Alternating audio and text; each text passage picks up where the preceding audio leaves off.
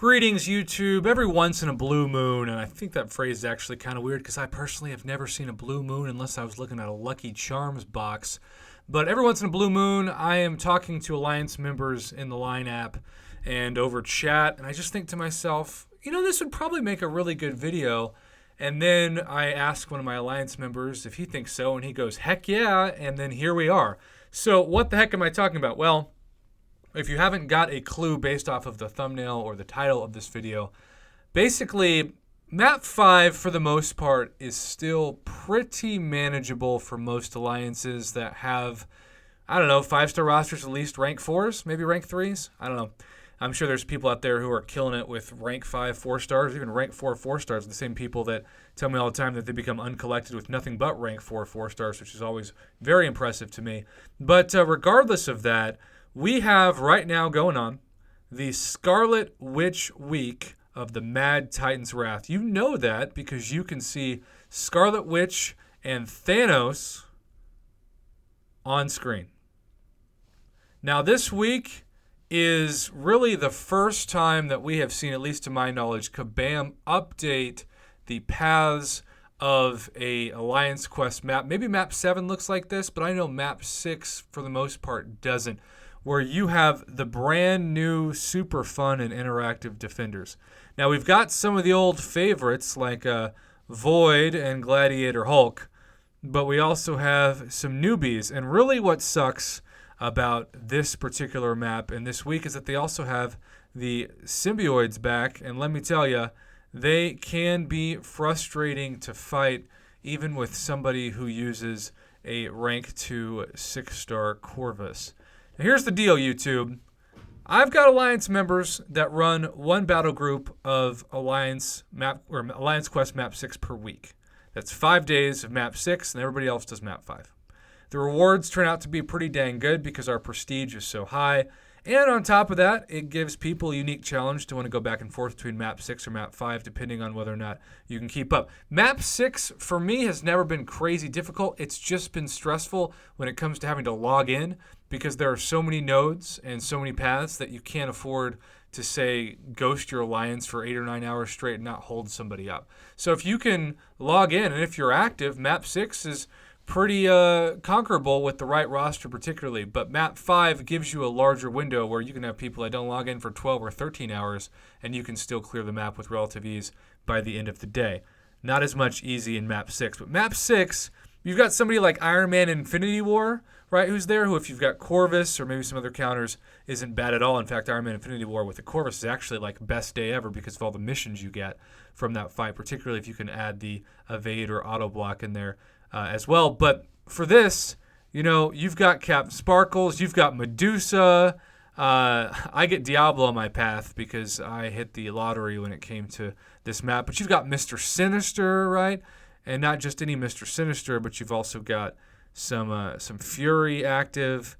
And then that just takes you to the first mini-boss. Now, I don't think Scarlet Witch is Hyperion level difficult, but I do think she is still, not easy to get down. Obviously, if she was, they would not have made her a mini boss. And sometimes people, particularly if they get a bunch of poison on them right away and along with a heal block, are just screwed. But regardless, it's mainly the other champions in this map that make it tough. Emma is here. I've had Alliance members tell me that this poison path with Emma just sucks. And of course, Nightcrawler is no picnic even after how long he's been in the game. Mordo, Symbiote Supreme, another Mr. Sinister. And then how about this trio? This person that does this path is always super brave because Blade, at least to me, because of the lack of stun duration and the high bleed, still really sucks to fight, even unnoted. So you've got Domino, Blade, and MODOK back to back to back. This is, quite frankly, a hellacious path to take. And then, of course, you have the plus 300% healths as well. So besides that, you've got the super fun Mephisto path. And then you've got the Medusa path. And I get pretty lucky, again, because I just fight Yondu and Darkhawk. I will say in my defense, I try to be the mini boss slayer as much as possible. I try to take the mini boss down, 4 to 5 times a week minimum. Sometimes, like on day 1 of this map, I had the time to take down both mini bosses. That's not me trying to flex, quote unquote. It just worked out. So my path is easier. I try to make up for it with taking down bosses when people have to get through really tough paths and maybe even use items. But the question of this video is, of course, are all these paths and all these new difficulties and super fun and interactive defenders. There's another Void, another Gladiator Hulk. Is this map worse than map 6 during this week? And I have asked around on my alliance. Look at this, Omega Red and Havoc, yay, and Domino. Man, that's this. I nominate that for second worst path, if not first worst path. And then, you do get some breaks, right? You get Diablo as the mini here and Heimdall, 2 very easy people to beat, relatively speaking, at least compared to the Havoc Domino tree. So the question becomes, is this better or worse than map 6? And I have to tell you, based off of 90% of the people I've talked to, this week just sucks for map 5. It is not a fun and interactive. In fact, some things put the FU in fun, and that happens to be this week. So if your alliance has the resources to do more map 6 during this week, and you don't mind maybe boosting that treasury up, I would strongly recommend that you all go for map 6 and ditch map 5 during the Scarlet Witch week. Some people might say, well, Prophet's just less stress for energy, and I totally get that, and that makes sense. But in terms of just sheer difficulty, all things equal, with the same roster on similar paths between map 6 and map 5 right now, and Lord help us, I'm sure there'll come a time where map 6 is mostly Emmas and Modocs and Havocs, Dominos, Medusas, etc. But for now, you got to take advantage of the older champion roster on certain maps while you can, and I just think that's my vote.